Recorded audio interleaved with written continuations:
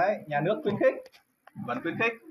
Đấy, việc mình là có một cái tôn giáo của mình, việc được tự do sinh hoạt theo tôn giáo mà mình mong muốn. Đấy, cái đó là nhà nước không cấm. Đấy, mình nói để bà con hiểu như thế nhá. Đấy, nhưng mà cái vấn đề á là bà con tập trung ở đây. Đấy, là theo mà cái quy định của pháp luật đấy, để mình nói cho bà con hiểu là nó không đúng quy định. Bà con phải hiểu là nếu muốn sinh hoạt tôn giáo thì mình phải đến những cái điểm nhóm được nhà nước công nhận. Đấy, ví dụ như là ở mình đây là có Tin lành Việt Nam này. Đấy, Tin lành Trưởng lão này. Đấy, những điểm nhóm đó là được nhà nước công nhận. Được chưa? Nói để bà con hiểu. Đấy, là thứ nhất. Cái thứ hai á, việc mình tập trung đông người để cầu nguyện ấy là phải xin phép chính quyền. Đấy, theo đúng quy định của pháp luật nhé. Mình đang nói theo quy định của pháp luật để mọi người hiểu. Đấy, chứ mình là tập trung đông người đây là chưa xin phép chính quyền này, đúng không? Đây mình đã xin phép chính quyền chưa? Đấy, một câu hỏi bà con, mình đây đã xin phép chính quyền chưa? Đấy, cái thứ hai là điểm nhóm của mình đây là mình đang cầu nguyện theo cái tôn giáo nào? Rồi, cái sách của bà con đang cầm đây này là đây là tôn giáo nào? Bà con này, cái quyển này là theo đạo nào đây? Có ai giải thích cho mình hiểu theo là đây mình đang theo đạo nào không? Anh. Đấy, ở đây mình có ai mà đức cao vọng trọng ở đây mình giải thích dùng mình đang theo đạo nào để mình biết. Có thể là mình sẽ giúp bà con, đúng không? Mình là ở mình sẽ báo bên Tin lành Ba Na. Tin lành Việt Nam hả? Ba Na. Tin lành Ba Na hả? Yeah. Tin lành Ba Na. Ủa, sao lại Tin lành Ba Na? Này, tin lành á, đúng mà nếu mình học là tin lành là không có phân biệt giàu nghèo, đúng không? Con người có nghĩa là không phân biệt người Kinh, người Ba Na, người Gia Rai hay là người gì hết. Đấy, cứ miễn mình là mình muốn tín ngưỡng và tôn giáo đó thì mình theo, chứ tại sao lại có phân bây giờ là ai lại phân chia là Tin lành Ba Na? Biết đâu. Đấy, biết đâu là sao được, cái này mình phải rõ ràng. Đấy, bà con phải hiểu. Đấy nha. Đấy, theo như tôi biết đấy, cái cuốn đây này là đạo Tin lành nhưng mà dịch sang tiếng Ba Na. Bà con phải hiểu như vậy. Mình là đang theo đạo Tin lành, còn cái chữ ở trong đây là dịch ra tiếng Ba Na. Cũng có thể là cái quyển này nó dịch ra tiếng Gia Rai, dịch ra tiếng Kinh, đúng không? Nó đạo Tin lành là nó bắt nguồn từ đâu bà con biết không? Từ Mỹ, là nó có tiếng Anh, đúng không? Nó thay vì mình không, bà con ở đây mình không đọc được tiếng Anh, bà con mình người Ba Na, thì cái cuốn Tin lành này nó dịch ra tiếng Ba Na cho bà con mình. Đấy, để bà con mình hiểu, bà con mình đọc theo. Đấy, nên là nếu mà bà con mình theo Tin lành ấy, đấy thì bà con mình có những cái điểm nhóm Tin lành Việt Nam, Tin lành Trưởng lão. Đấy, bà con mình ra đó theo, ở đó thì cũng có những người Ba Na, đúng không? Đấy, mọi người Ba Na, người Gia Rai, người Kinh, nói chung ai mà muốn theo nhu cầu có tín ngưỡng tôn giáo là theo được hết. Đấy, bà con mình tập trung ở đây, thứ nhất là cái vi phạm theo cái pháp luật Việt Nam đấy, việc mà cầu nguyện đông người đây mà chưa được có sự cho phép của chính quyền này. Đấy nha. Đấy, mình nói để bà con hiểu. Đấy, bà con hiểu là bà con không nên tin, không nghe theo những cái người ngoài nói. Nào làm không có cái Tin lành là của riêng người Ba Na cả, Tin lành là của chung. Đúng không? Bà con hiểu chưa?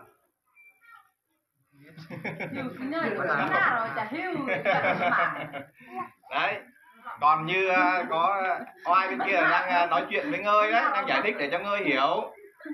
Đấy, để cho mình hiểu là cái vấn đề là mình mong muốn là thể hiện cái nhu cầu tôn giáo của mình ấy là được. Đấy, nhưng mà còn cái việc là thì đúng rồi, đây là không, mình đâu có nói được tiếng Ba Na. mình bây giờ mình đang trao đổi bằng tiếng phổ thông. Đấy, ở đây là bà con là cũng nói được tiếng phổ thông đúng không? Mình dùng cái tiếng từ chung. Mình đang nói là này, từ tiếng, tại sao lại nói là tiếng phổ thông? Tiếng phổ thông là tiếng dành cho tất cả mọi người đều phải hiểu, đều học và hiểu. Còn cái tiếng Ba Na hay là tiếng Kinh hay tiếng Gia Rai đó là tiếng gọi là địa phương của từng người đó. Tại sao lại có cái từ là tiếng phổ thông? Tiếng phổ thông là tiếng phổ cập cho tất cả mọi người. Đấy, mình đang nói cái tiếng phổ thông phổ cập cho tất cả mọi người đều hiểu, đúng không? Đấy.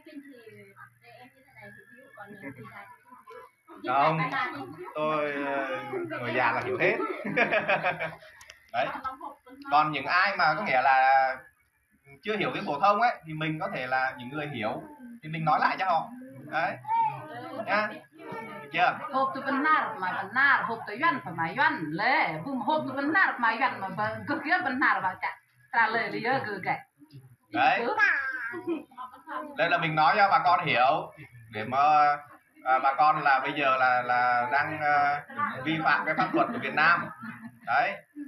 Nên là cái việc này á là bây giờ bà con mình là không nên tụ tập đông như này. Đấy, ai về nhà đấy. Còn sau này ngơi này. Đấy, ngơi này. Xin phép có cái đơn xin phép với chính quyền. Đấy, cái việc mà nhóm họp đông người này đấy, có cái đơn lên đàng hoàng rồi chính quyền đồng ý hay không đồng ý. Ví dụ mà chính quyền đồng ý cho thì mình mới được là tổ chức nhóm họp như thế này, đông người này. Còn nếu mà chính quyền không cho phép thì mình không được, đúng không? Mình đang vi phạm pháp luật Việt Nam mà. Đấy, mình nói ở đây để mình giải thích cho bà con hiểu, bà con biết. Đấy nha. Đấy, để bà con thôi bây giờ mình giải tán. Đấy, mình về. Đấy, trước đây là mình bà con mình đây là nếu mà khi chưa có điểm nhóm, khi chưa tập trung ở đây thì bà con mình là nhóm ở đâu? Không, không phải nhóm Ba Na. Ý là khi mình chưa ở đây thì mình phải nếu mà mình đang thể hiện cái nhu cầu tín ngưỡng của mình thì mình phải có cái chỗ nào nhóm chứ, đúng không? Đúng không? Ở đây có bà con nào nhóm ở điểm nhóm Tin Lành Việt Nam hay là điểm nhóm trưởng lão không? Tin Lành Việt Nam. Đấy.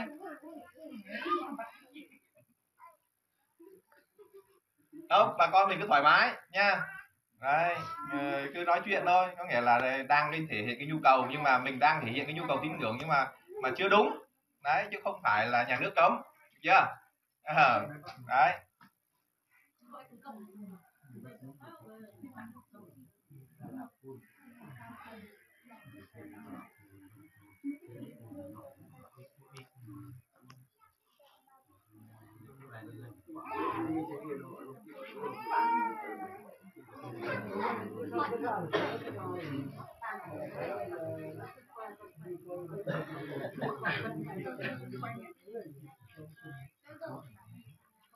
Vậy thì nói chuyện xong chưa? Đấy, xong rồi, mình đang nói chuyện đấy. Không, mình đang bảo là đấy, mình đang bảo là mình đang nhóm là sai pháp luật, đúng không? Ủa vậy là nếu thế mình đang sai pháp luật mà chính quyền và công an đang xuống giải thích cho mình đấy nha, đang xuống giải thích cho mình hiểu đấy. Đấy.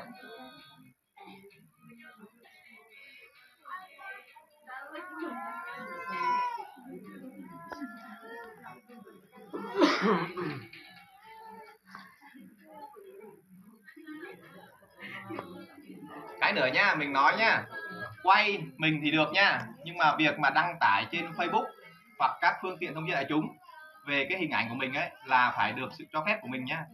Nếu mà không cho phép á, mình không cho phép mà đăng tải lên nhá, đấy là BA là phòng an ninh mạng tội phạm công nghệ cao họ sẽ xử lý mình nhá, đúng không? Cái đó là mình nói trước nhá. Việc quay ở đây ở trong máy thì được, nhưng mà việc đăng tải lên các phương tiện thông tin đại chúng đấy.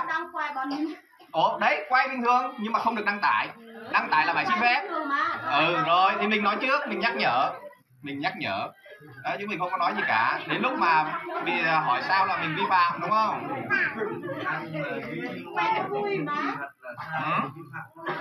Rồi đấy.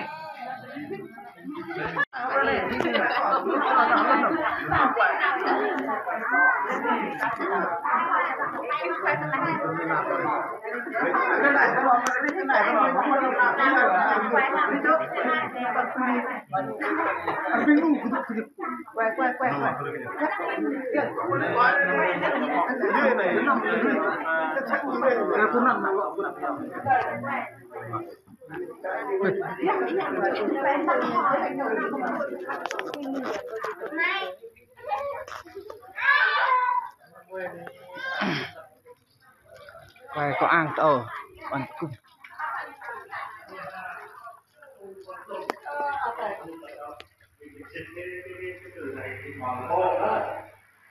cái dòng này thì là sao?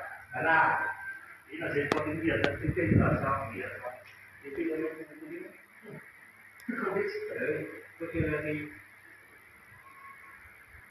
Con cá là sao đây? Con cá là sao? Cái dòng này nghĩa là sao? Đây là nó có hình thành của hình thành nữa. Mình là bạn gì đây? Bạn gì? Mình là bạn gì? bà Lăng. Bạn Lăng hả?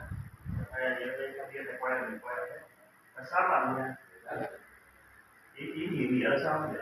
Đây là cổ gốc của vợ chưa? Đây là bạn gì? Cổ gốc đó là bạn gì mà? Đây là gì đấy? Không hiểu à? Hiểu không? Mình đọc có tiếng Việt thôi. Chứ có con là gì? Đúng không? Bơ là sao? Thế bơ là sao? Có kinh thánh đấy. Câu kinh thánh rồi, câu kinh thánh. Việt Nam là khu con đất con là đạo của địa phương. Đây là Bơ Na là khu con và cô là sao? Bạn Lăng là tên là gì? Đây hay lăng này vậy? Hả? Pin in như đây hay lăng này? Pin in nắng. Mình là Đinh gì? Đinh mọc. Đinh Bóc hả? Chỗ anh mới này. Bây giờ mới đúng không? Bạn nhà của mình thì ok, không có thể gì.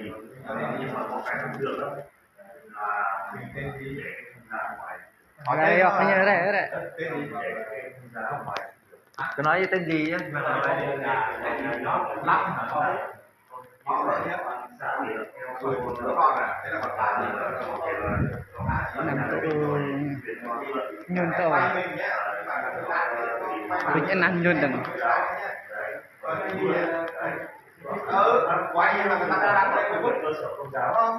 Còn đăng lên mà Facebook mình thấy là mình thấy là mình xử lý nó theo pháp luật về cái cổ là hình ảnh của tôi muốn đăng lên Facebook là phải ý kiến tôi, còn việc quay mình cứ quay nhưng mà mình không được đăng lên. Còn là bạn gì? Quả La đó. Đúng rồi, Bạn Đông. Có nghĩa là mình không phải là chi hội thì mình không được theo giá ở ngoài. Nhưng mình cho nhà thơ phải có cảnh đó thôi. Đúng rồi, nhưng mà mình không phải là nhà thơ. Mình là chỉ là cái điểm cho mình đó vượt. Đấy, để làm cái hoạt động khác chứ không phải nhà thơ. Còn cái nhà nào nha? Nhà thơ đã phải đăng ký. Anh có giấy tờ không? Giấy tờ không? Nhà nào không đăng nào không có hết. Nhưng mà đấy là người làm có giấy. Thì có giấy phép không? Đâu có bây giờ biết đâu, mà nào đâu có cái gì phép đâu, Mình không có giấy phép. mà nào đâu có gì đâu, không có. Phải chưa? Không, em nói theo pháp luật đơn hiểu thôi. Còn mai này anh treo mà thang giá này là xả người ta sẽ xuống người ta làm việc. Bởi vì mình không được treo thang giá ngoài. Có thể là điểm này anh làm con nhôn cung